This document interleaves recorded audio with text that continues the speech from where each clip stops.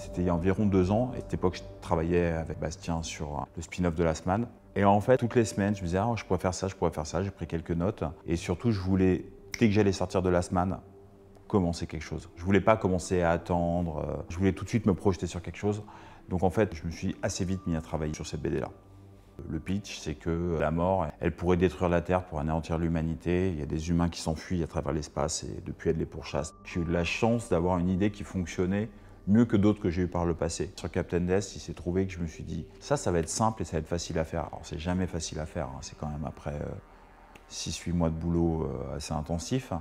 Je pense aussi qu'il y avait quelque chose qui marchait dans le sens où ça me défoulait, c'était un bon exutoire par rapport à l'année que j'avais vécue avant, qui était assez compliquée. J'avais besoin d'avoir un concept simple. Donc, je voulais quand même maîtriser les décors, les personnages, la mise en scène. Ça a été super important pour moi d'avoir quelque chose de simple à faire et dedans de délirer. Sur la première BD que j'avais fait, qui s'appelait Bikini War, j'avais énormément de références. C'était très présent et j'avais l'impression que plus il y avait du tribute, plus ça me légitimait. Le délire de Captain Death, les tributes, ils sont évidents, mais j'ai pas fait ce projet pour faire un tribute à tel film ou à tel bouquin, etc. Mes références, de toute façon, je les porte en moi, c'est ma culture. J'intellectualise pas le truc à fond, je veux pas spoiler ni rien, mais il y a des choses un peu bibliques ou des thèmes un peu philosophiques dans la BD.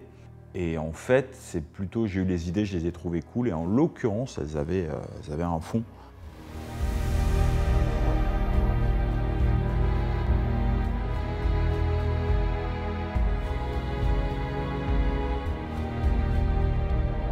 J'ai la chance d'être dans cette maison d'édition qui, en même temps, est très institutionnelle, mais qui essaie vraiment de développer un travail d'auteur et de faire du roman graphique avec énormément de liberté.